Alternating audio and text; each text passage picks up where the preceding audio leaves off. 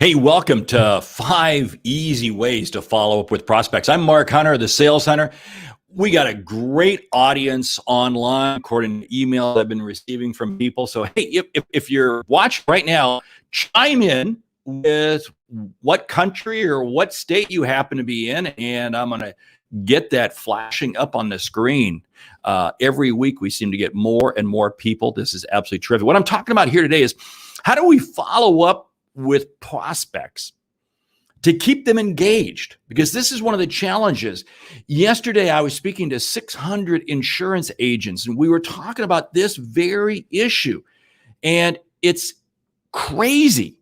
It's crazy how so many times we just fall out and we don't prospect from people. Hey, we got Steve. Welcome back, Steve. You're always on from New York. Great day. We got Chicago in the house. We've got Idaho in the house. Hey, it's great to see we got people from the U.S. chiming in first. It always seems like people from other countries chime in first. But what we're talking about here is how do we follow up with prospects? And let me tell you something. Why I'm doing this, I've got a new masterclass that's out on following up. I want you to go ahead and grab it. Hello, John from Atlanta. Great to catch you. Thank you so much.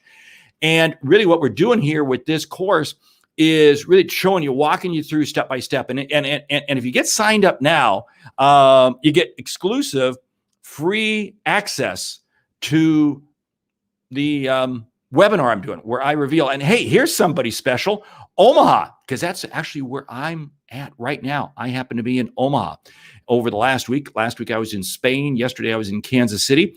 But today I'm in Omaha. Sacramento, hello. Scott from Utah chimes in. Great to have everybody here. Now, let's talk about this. Let's talk about how do we really find out. First of all, what is the purpose of why you're following up? Is it to get a meeting or is it to get a response? This plays in very key. Too many times what happens is people are just saying, well, they're ghosting me. Well, why are they ghosting you? Okay, they're ghosting you because you haven't created enough value. And I'm going to talk about the 5 easy steps that you can do, you can jump into right now to be able to get that. Hey, we have got, let's see, who do we, wow, I'm trying to figure out where that's hello from, and I can't quite see the flag because I got my screen dimmed, so I apologize. But hey, welcome, Wayne. Great to have you on. Now, here's the whole thing. Hey, and if you're listening from some other countries, some other states, chime in. Want to hear from everybody wherever you are. Now, let's come back to this whole piece. What's the purpose? Is it to get a meeting or is it to get a response? And this is something very key. Too many times what happens is salespeople are just throwing out a response and they really don't know what they're doing. If I'm throwing out an email or a phone call, very specifically for a meeting, I got to make sure my call to action is very clear. If all I'm trying to do is get a response, that's something entirely else. Wayne from the UK. Thank you, Wayne. I thought that was UK flag, but I wasn't quite sure. So very good.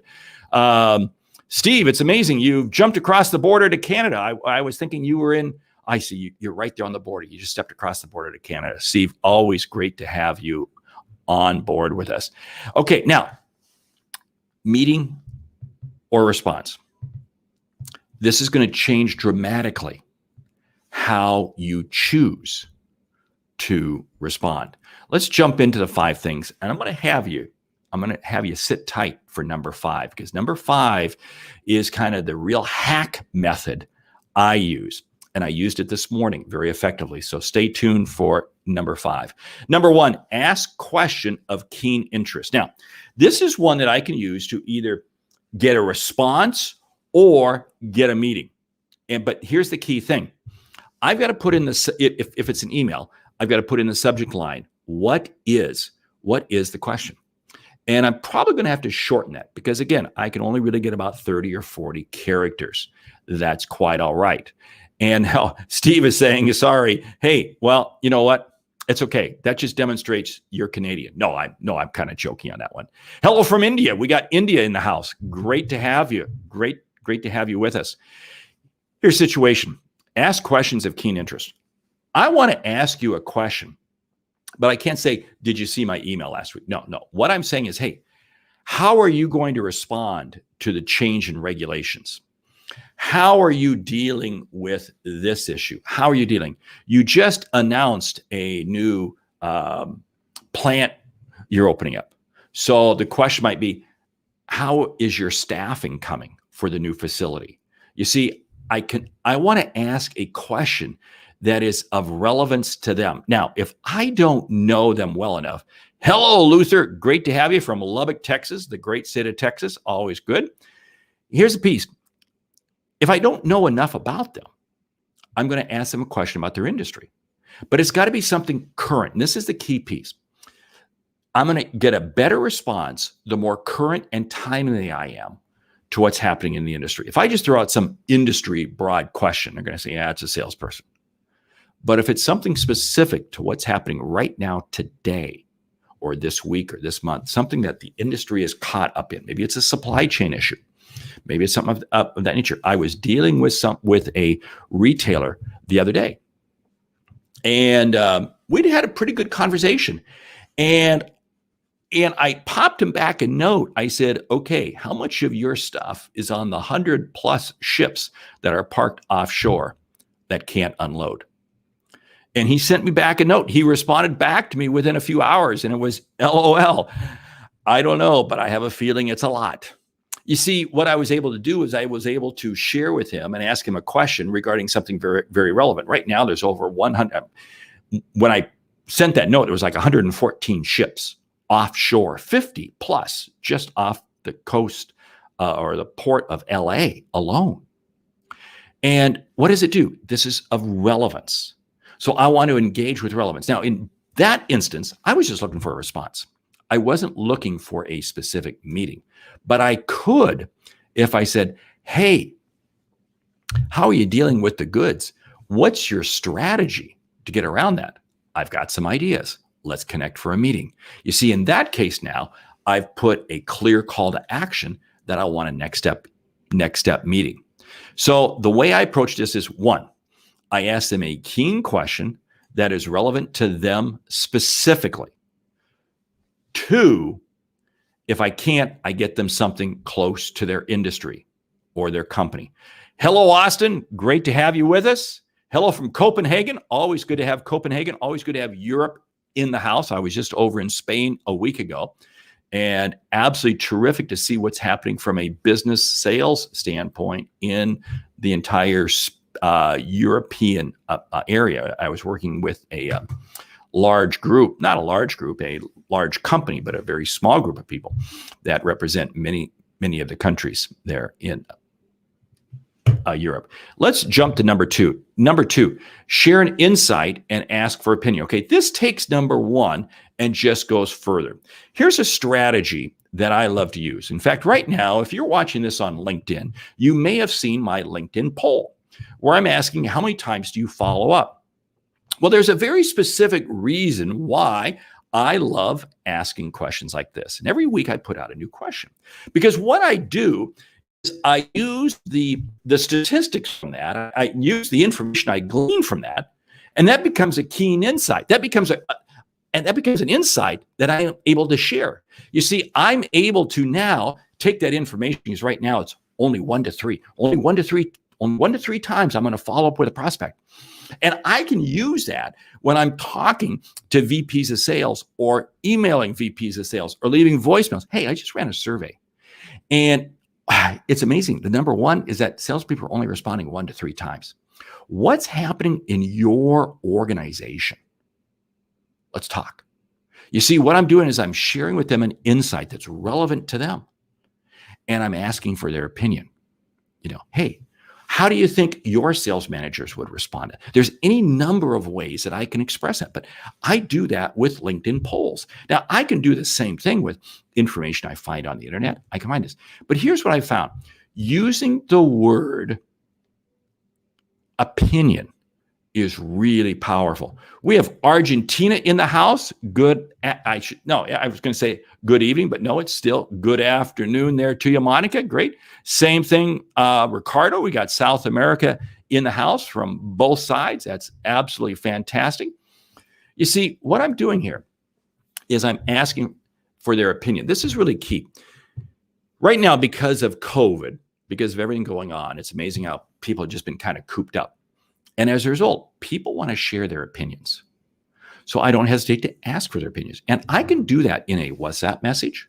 I can do that in a text message. I can do that in a voicemail. I can do that on the phone. If I get you on the phone live, I can get you any way around. I can make that happen. That's what's absolutely cool. And what I find is this, and I'm going to do a little shout out right now to LinkedIn. If you're watching this on LinkedIn Live, you can scroll through LinkedIn of people who you follow and follow experts in your industry. See what they're saying, see what they're talking about. And then it's amazing what you can begin to share back with people. Hey, I just saw on LinkedIn, and it's getting quite a bit of conversation on this. Now, I would not leave that in a voicemail. Here's why. People are going to poo-poo LinkedIn. Oh, well, that's just people garbage. But if I get you on the phone live, it's amazing. I can share that kind of information. Now, we've got, hey, great, Norman. Hey, good to see you. Welcome, Canada. We have got Monica saying it's afternoon. It's actually 1600, so it's 1610. So that would be 4:10 in the afternoon. For those of you who don't use a 24-hour clock, which is basically everybody uses a 24-hour clock except for those in North America. Anyway, great to have you. Hey, let's see. What do we have here? Howdy. I love it. I love it, Norman. Thank you. You see, what I'm doing here is I'm sharing an insight. Now, can I share an insight that I picked up on LinkedIn and not say I got it from LinkedIn? Sure, no problem. I can do that all the time. And I do that all the time. You see, what I find is this. When I'm out on the internet, I can find what's happening, what's current, what's relevant. And what I can simply do is I can also just Google that company's name and what's coming up. Or I can Google that geography, what's coming up in news, and find something there. But I'm getting an insight and I'm asking for their opinion. Number 3 here, reference another person or entity. Again, I use this strategy a lot. What I'm doing here is I'm referencing an industry leader. Hey, I really want to thank people who are staying up in India well after midnight. It's great. Let me get that up on the screen there. There it is, 12:42 a.m. in India, because they're 10 and a half hours or 12 and a half hours ahead of us here, Central Time Zone. We've got Paris in the house, so you're 7 hours ahead of us. So it's 9:15, 21:13 there. Terrific, great. See, everybody's chiming in now with the times. I love it. But here's what I like doing. I'm going to reference another person. Now, here's 2 things, 2 ways to approach this. I can reference another person that they know personally. Hey, I was just talking to Emmanuel. I was just talking to Barbara. I was just talking to somebody. And I can reference them directly if I know they know them and they respect them. Or I can reference an industry leader. I can reference an industry icon. Hey, I just saw the speech I just read the speech that so-and-so gave at a trade show. Boom, I can share that information. And I ask them for their opinion. See, now what I'm doing here is I'm sharing with you information. I might be sharing with you a link. When should I share a link? I'm going to share a link with you only if you have responded to me at least once or twice. Reason being is because if you haven't responded to me once or twice, your spam filter may pick up this link and suddenly throw me over into trash, into spam. And I also don't want you in a position where, should I open this? So I never put in a bit.ly. I always make sure I put in the full URL so they can see exactly what the URL is. But I may reference that, hey, so-and-so gave a speech at this trade show. This is what was just released. Or entity. What do I mean by an entity?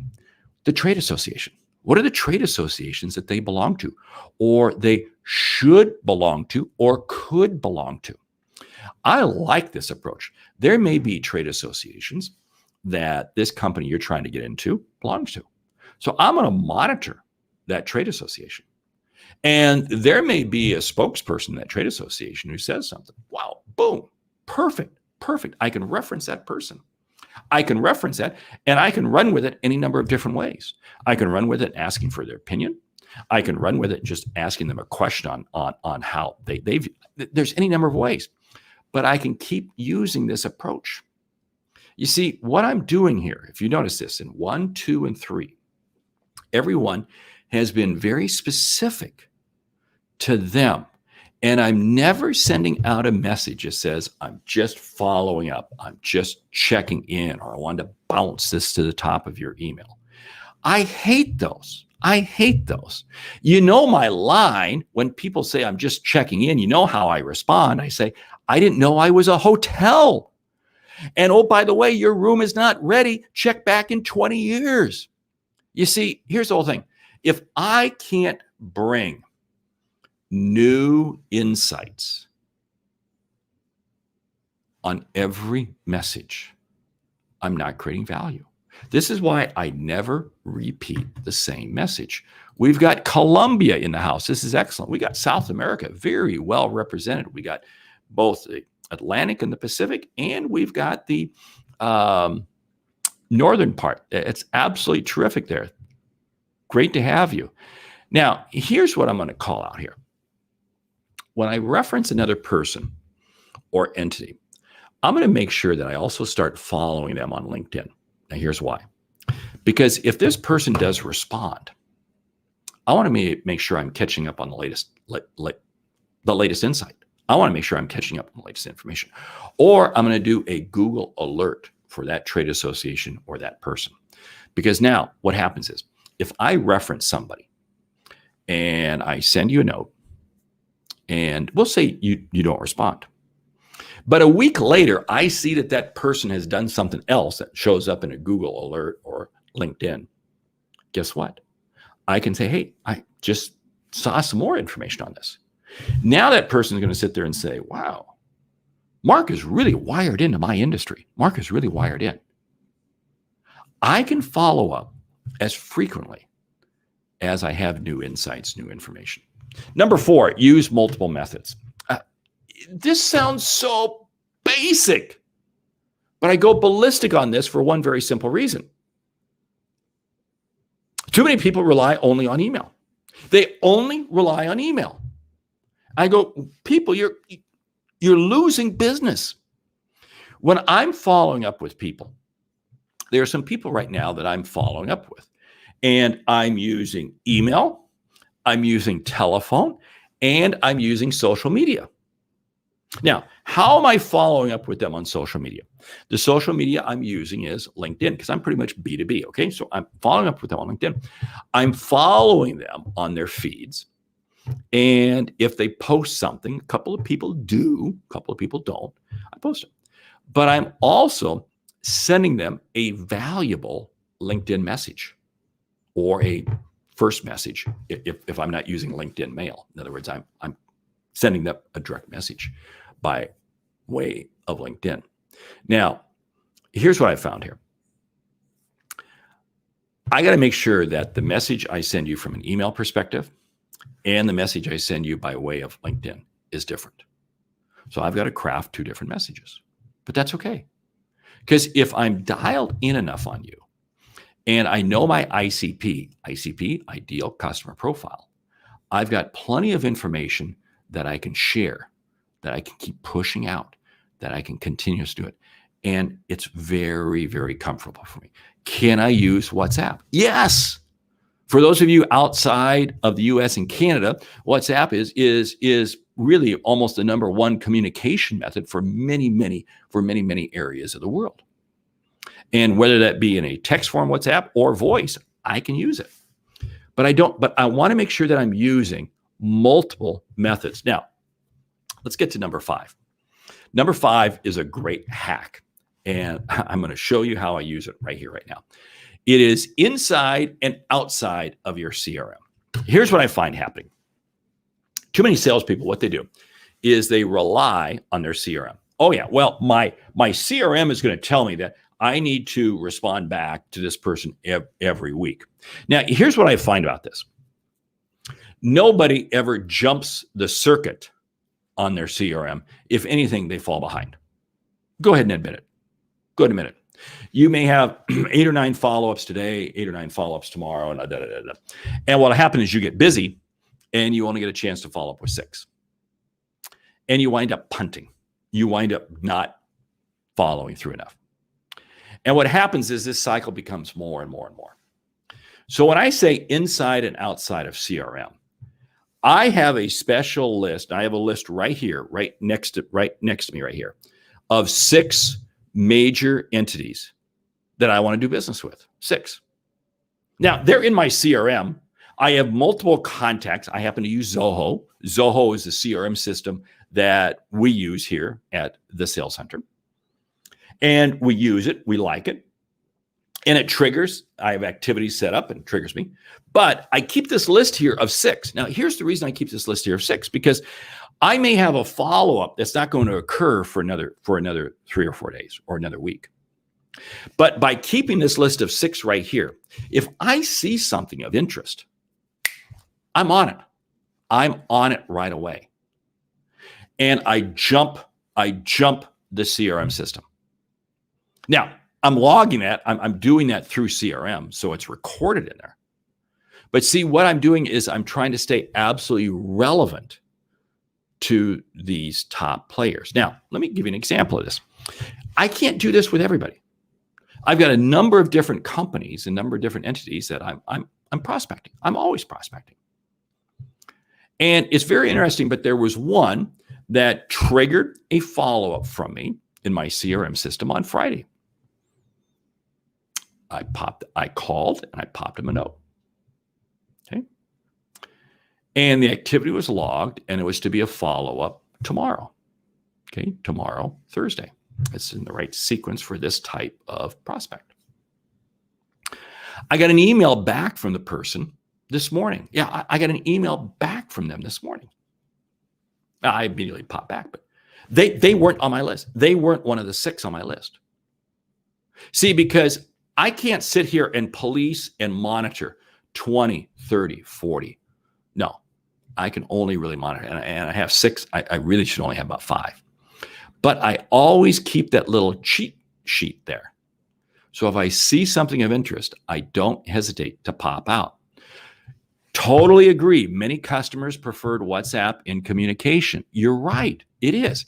This is absolutely the preferred communication method. Again, depending on the country you're in and who you're selling to, etc. Yeah. And see, here's where I'm getting to on this.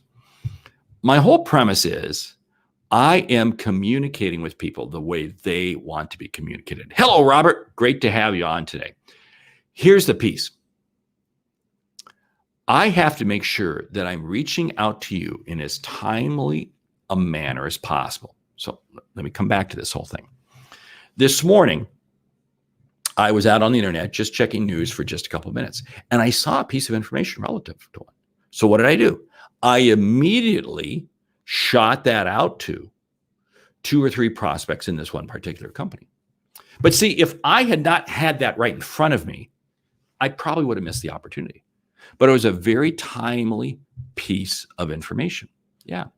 We've got a question right here. Let's go ahead and jump into it. But not sure if prospects are going to be comfortable with me picking their cell phone numbers from Zoom info, then call them on their cell, and now even texting them on WhatsApp, and that too from outside the US. Okay. Here's my response is, if I'm dealing with anybody inside the US, I'm not using WhatsApp. I have WhatsApp. I never turn it on unless I'm outside the country. So if you're outside the country and you're selling to people in the US, don't think, and the Canada also, don't think that you can use WhatsApp. Can you use cell phone? I was saying up until about a year or so ago, no, you really could not. Yes, you can now. If I can get somebody's cell number by way of Zoom info, I'm going to go ahead and use it. The issue you have to remember from a cell phone standpoint is, remember, this is with them 24/7. So I have to be mindful of the time zone they're in. The last thing you want to do is not be aware of the time zone somebody is in, and you're calling them and you're suddenly their 6 a.m. wake up call. Does not work. Does not work. So that's the one caution. Now, will I also text you? Depending on the industry, depending on who it is. I have got some prospects that we've been engaged with on social media. We've been engaged, and it's kind of working. And I'll go ahead and I will go ahead and text them. Hey, we got JEB in the house. JBJ, I should say. Good to have you. How many touches do you have in a sequence before moving them to a long-term nurturing campaign? Oh, great question. I love this question. Thank you so much for asking. Here's the thing. It's going to depend upon the size of the opportunity. I do not believe, good friend Jeffrey Gitomer loves to say, I'm going to keep hitting you until you buy or you die. I don't buy into that. Here's the whole thing. If it's a small opportunity, I'm not going to keep coming at you. Regular, boom, boom, boom. No, it's not worth my time. You see, my most valuable asset's my time. If, however, you are a large opportunity, I'm gonna be sequencing you for months on end. I'm gonna be pinging you. I'm gonna be reaching out to you multiple ways, multiple methods, time and time again. So it's going to depend upon the size of the opportunity. It's also going to depend on what is the item I am selling. Is it a product or a service? More importantly, is it an expense or a capital expenditure? Is it under a contract? In other words, is this a replacement item or is this a new piece? See, these are all going to sequence into the number of times that I'm going to be reaching out to you. I don't like moving you to a marketing campaign until I have given you every bullet I can possibly fire at you. And that may be 20 or 25 times. But I'm going to move you to a marketing campaign in addition to probably after just 4 or 5 calls. So I'm going to be hitting you different ways. Now, here's why.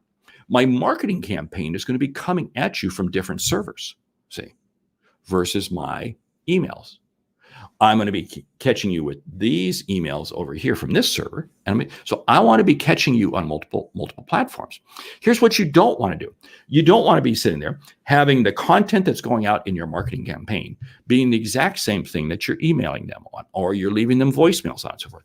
I always leave different content. We do a tremendous amount of nurturing via marketing campaigns, tremendous amount in my company. And I love doing that. But the content is not what I'm talking to you about when I call you. And let's see. Okay, I do use iMessage and I've received a fair number of responses. And yes, since I work in US time zone, as always, take utmost. Yeah, exactly. Right. iMessage works great. There are any number of different ways that you can be reaching out to people. Here's what you have to keep in mind. The method you use is not your preferred method. The method you use is your customer's preferred method. Now, the problem is you don't know. You don't know who they are. I totally get it. So because this is why you're using different methods. This is why you have to use different methods. Hey, good to be here, Mark. Yeah, how many outreaches per week is appropriate if you don't know the buying window? Great question. If it's an expense, a consumable that they're buying on a regular basis, I may be reaching out to you daily. I work with people in the transportation space, and they are literally reaching out to shipping desks and transportation people on a daily basis. I know short-term labor people who are selling short-term labor who are reaching out in seasonality on a daily basis. Other times it might be once or twice a week. Other times it might be once a week. Again, it's going to depend upon your industry. I never believe in taking one blanket approach to everything out there. That's how you wind up getting into trouble. Another question. I always think while crafting my emails, how much personalization is too much personalization? I mean, what's that Goldilocks zone when it comes? Oh, I love that question. Great. Here's something. Unless you're the crazy aunt or the weird uncle, personalize it. Now, I don't go off the deep end because I don't know you.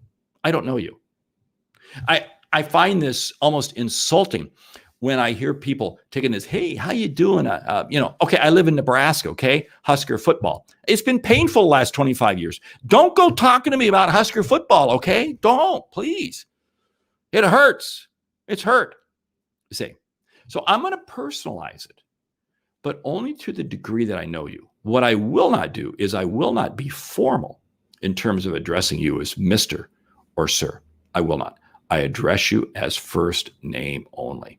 Let's see. We got Steve has jumped in. For a service industry, how often do you touch the prospect? Simply BC, the service industry, because it's highly competitive. It is. Janitorial services, for instance. Let's just pick on that. Service industry. And again, I've had a chance to work with a lot of those people. They will reach out to decision makers about every third day or every fourth day. Now, here's what I love about service is my selling process is representative of the business I'm going to do for you. This is what I find. So when I'm selling a service, how I sell you is going to be indicative of how I'm going to serve you. So if I'm dealing with an office manager or something like that, I may try to reach you every 3-4 days, maybe every 5 days. I'm going to sequence you in for probably 6 or 7 times. And then I may step back for a couple of weeks. And then I'm going to step back in another 6-7 times, step back, step in. So in other words, what I don't want to be is I don't want to be a consistent throttle unless what I'm selling is absolutely consistent. Let me give you an example. We'll say it's janitorial services. And the janitorial service is that we make this commitment that when we say we're going to be on site in your building at 9 p.m. every evening, we're there at 9 p.m. every evening. Well, guess what? One of the best ways to demonstrate that is to sit there and be calling them and saying, hey, one of the ways I'm going to demonstrate how well we serve is that you're going to be able to count on me, and I'm going to be calling you every day at 3 o'clock or every other day or every Tuesday at 3 o'clock. What have I done? Think about that. I'm demonstrating our commitment to service through my selling process. And again, we've used this technique with different cleaning companies I've worked with very successfully. It's a commitment to consistency. You see, one of the things you can't forget when you're in sales is persistence wins the day. Persistence will always win. And why does persistence win? Because the customer doesn't know you can help them. But hey, if you have the ability to help someone, it's your obligation to reach out to them. Man, questions just keep flowing in here. So let's continue to ask them. Some customers decide to go silent. You're right. Some customers do decide to go silent. But I'm still going to ping you. I'm still going to share with you insights that I believe are going to help you, because I believe firmly in doing that. And ultimately, what's going to happen is you will acknowledge and say, hey, you're sharing with me some good information. I'm going to go ahead and have a conversation with you. Yes. If you fail to make progress with a key person within an account, would you mention this outreach with someone you've identified to coach? Here's the whole thing. And Wayne, I'm not quite sure how to read this, so I'm going to answer this a couple different ways. When I'm dealing with larger accounts, I'm not trying to prospect one person. I'm prospecting 6, 7, 8, 9 people. Because I don't necessarily know who the decision makers are going to be. I don't know who the influencers are going to be. I don't know. So I'm going to be prospecting 6, 7, 8 people. And again, the larger the enterprise account, the larger the opportunity, the more people I'm going to prospect. And then I'm going to begin to drill down from there. I don't call people out on the carpet if they haven't been able to, if they haven't reached out to me. In other words, wow, hey, Rob, hey, Wayne, finally get a hold of you. Man, it's been pain in the neck. I've been trying to reach Scott and he hasn't returned a call. No, I'm not going to do that method. No. I view each person and I respect each person. If they choose not to respond to me, I just haven't been meaningful to them. When you follow up too many times, okay, Robert, some customers just, when you follow up too many times, you're right. There will be times when customers will just totally ignore you because you followed up. I've got a salesperson who has been reaching out to me for probably several years. And I just don't have any need for him. I just simply don't have any need for him. And I just totally ignore him. Yeah, I've gone silent. I applaud him. For continuing to reach out to me.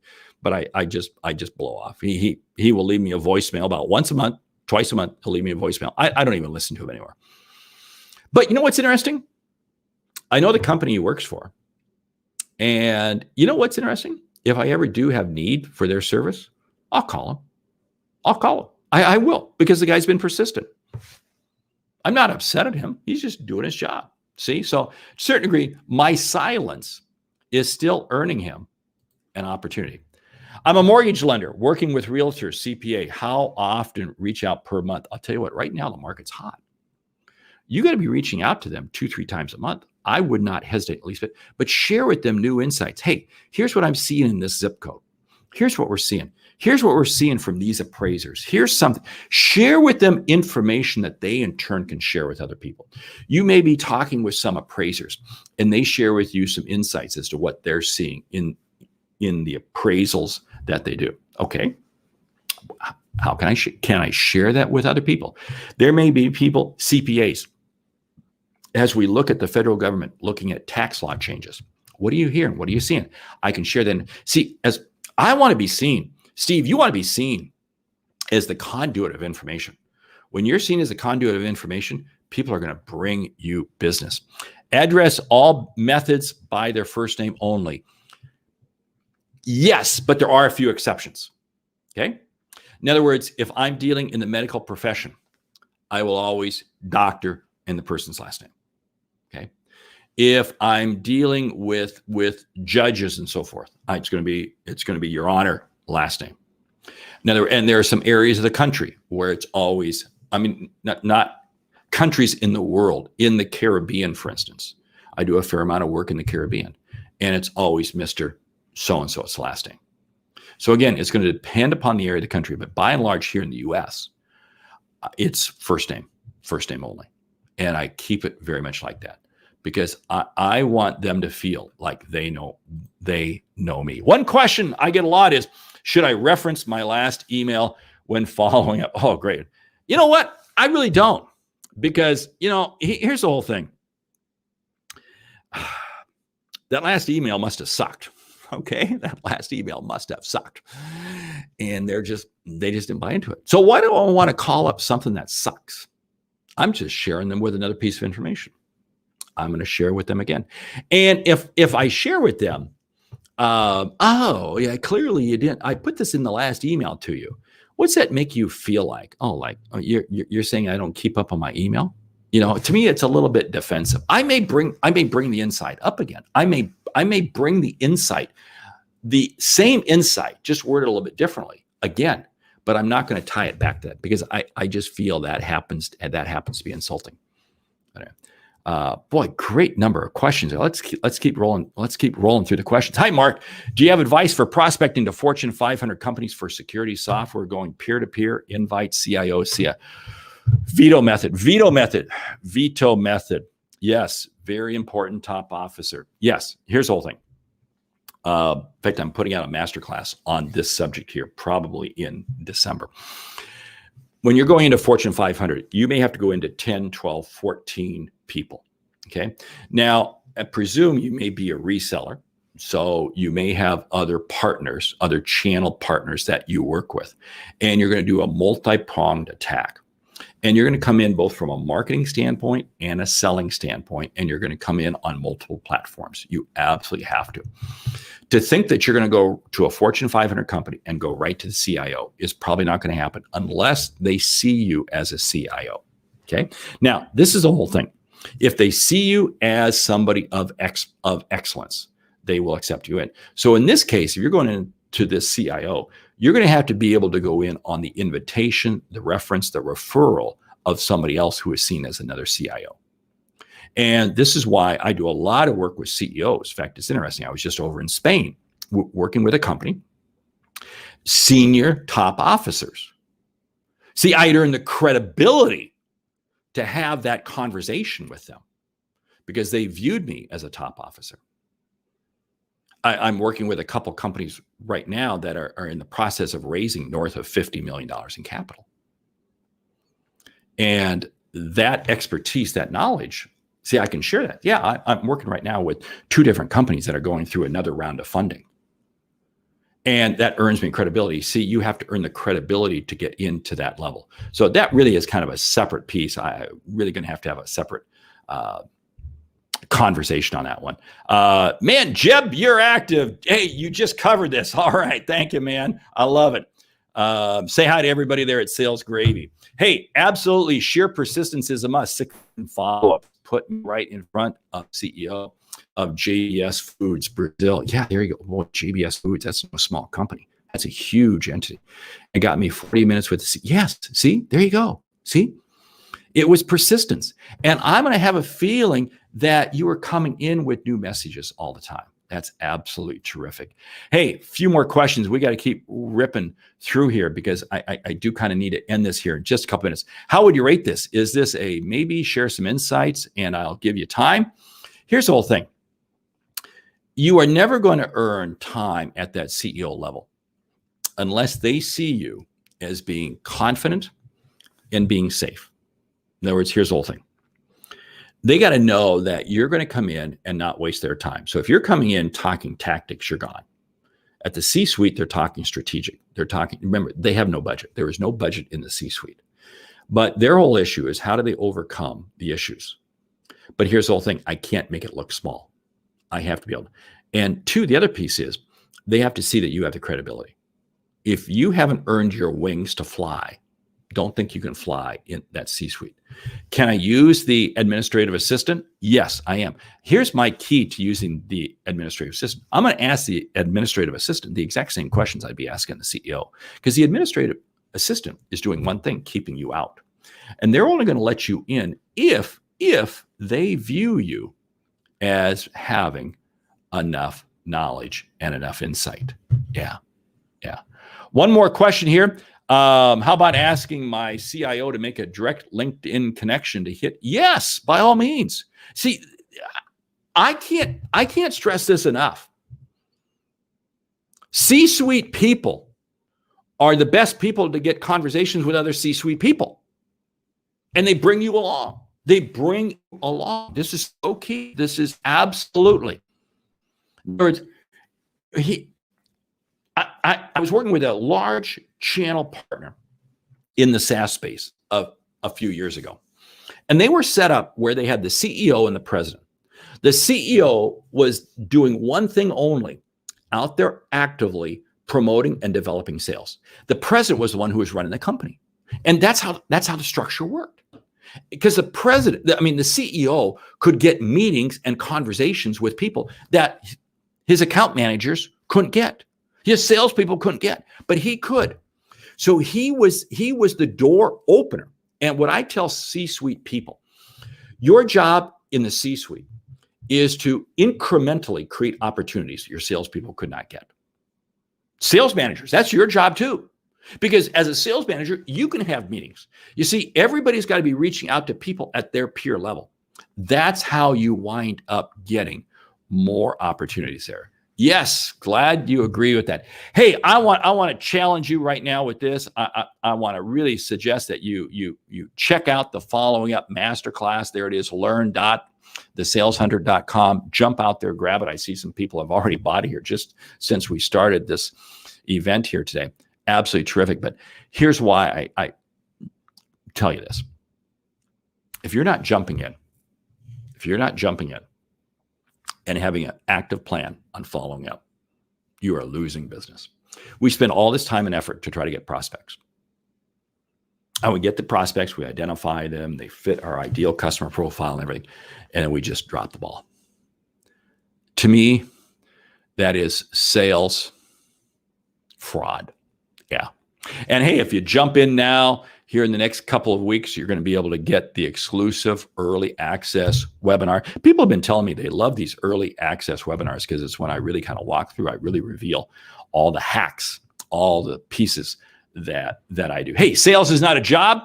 Sales is not a profession. Sales is a lifestyle built on helping others achieve what they didn't think was possible. That's what sales is. I love this profession. What an amazing conversation here. We got some more questions coming in. Once a LinkedIn connection, what should be the right cadence? Oh, here we go.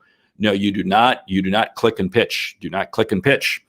What you want to do is you want to create a conversation. I'm just going to dialogue with them. And then I'm going to eventually message them, but I'm going to message them with something of insight. I'm not pitching them my product. Remember, it's social media. social comes first. I'm very, very, very, very, very strong on that. Hey, thank you for taking the questions. Yeah, great session. But you know what? I'm doing another LinkedIn session that'll be coming up here in just a few minutes with Oren Clough. So anyway, stick around on LinkedIn. You probably will be able to find that. Okay. Hey, I want to say right now, jump out, grab the masterclass, learn.thesalescenter.com. And of course, you can get into all different levels, get access to all the stuff. Because again, what are we? It's the Sales Hunter University. Hey, I'm Mark Hunter, the Sales Hunter. Thanks for joining me. We'll catch up with you next time.